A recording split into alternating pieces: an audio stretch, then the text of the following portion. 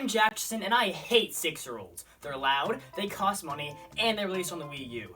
3 of my least favorite things in one tiny package. It'd be a steal if its name was Super Mario Maker. Yes! With Super Mario Maker's 6th birthday coming up, I figured I'd commemorate my 82nd favorite game with a video. There are 81 Sesame Street games, so it didn't really stand a chance for top 10. Super Mario Maker was a knockout on release, quickly becoming the 4th fastest selling Wii U game and the 2nd best selling game in the UK. You just can't beat Elmo. Those sales were for good reason, too. A game where you could build and design your own Super Mario levels had been people's wish since the original Super Mario Bros. Released in 1985. Finally, people could design and play their own Mario games, making it as easy or as hard, as fun or as... not.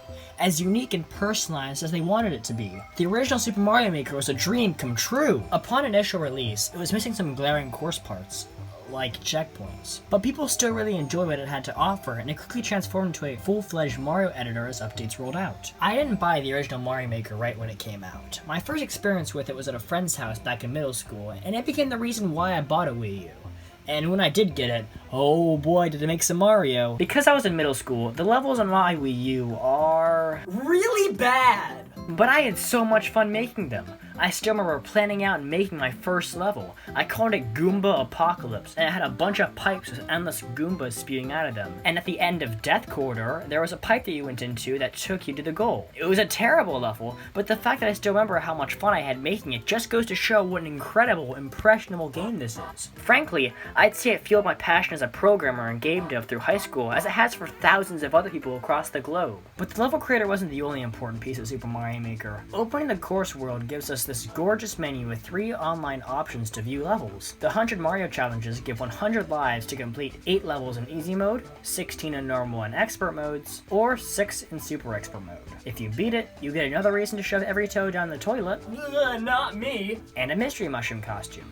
Oh, let's talk about the mystery mushroom. The reward system in Super Mario Maker is they're giving you costumes for the Mystery Mushroom, a special power-up in the Super Mario Bros. Game style that gives you an extra hit while letting you play looking like your favorite Nintendo characters like Goomba or Mercedes-Benz. This was great for themed levels, and it was a fantastic reward for completing challenges or buying $13 toys. Yeah, I earned this. The second online menu is Courses, which lets you find the best and hottest levels in town. There isn't too much to say about it. It does its job in giving you good levels, but the search refinement doesn't go much deeper than Baby Mode or Eternal Rage of the Fires of Hell. You can also search by level codes, which are unique level IDs with almost as many characters as there are Virtual Boy games. And lastly, there's the new tab. Super Mario Maker lost the ability to upload levels on March 31st, 2021. That means no more new levels, ever.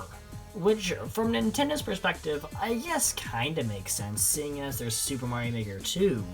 But there's still to this day an active fan and player base of the original Super Mario Maker, enough where the communities of both games were outraged when this service was discontinued. And with Nintendo shutting down one of its biggest games for the console, what do they have to say about their plans for Splatoon, Mario Kart 8, Super Smash Bros. For Wii U?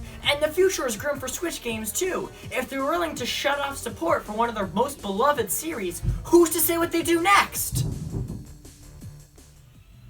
Anyways, onto the Makers menu. This brings us to capturing the top makers, that is, the makers with the most stars. Wait a minute. How do they have the top weekly makers when uploading courses has been discontinued for 5 months? You could follow makers you liked to easily access their courses. I never use this. And there's a list of official Nintendo creators, which are just Super Mario Maker original characters that are sprinkled around the game. Notable ones are Mystery Eraser and Bowser. But if online doesn't quite suit you, there's also the 10 Mario Challenge. It's the same idea as the 100 Mario Challenge. You get 10 lives to beat 8 levels.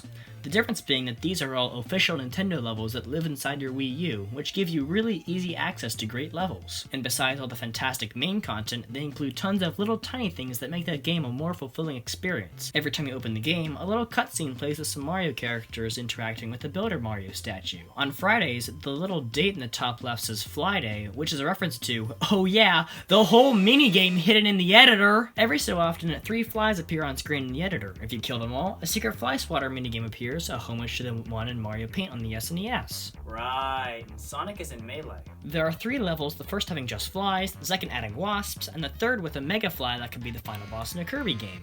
They had absolutely no reason to add this in, but they did. The tiny things in Super Mario Maker that made it feel like the developers truly loved this game made the people love the game too. Sure, it had a few problems. The vertical camera scroll was atrocious, the level codes are too long, but the amount of care given to Super Mario Maker to make it an amazing experience created a community of people who loved the game. Super Mario Maker 2 fixed most of the problems with Mario Maker 1, but where's my fly minigame, damn it? Before we move on to the next segment, I'd like to acknowledge the existence of Super Mario Maker for 3DS. I'm currently hiding from my 2DS copy of it.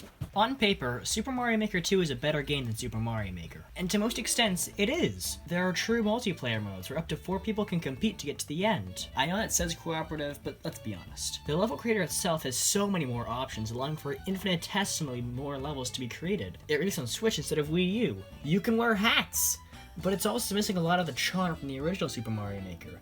The game openings are there, but there's no little calendar at the top. The Mystery Mushroom and all amiibo support has been replaced by the Big Mushroom. There's a complete and utter lack of flies. I completely understand that these gripes don't really amount to anything, and I frankly much prefer Super Mario Maker 2 to the prequel, but Super Mario Maker has so much more personality that just feels lost in Super Mario Maker 2.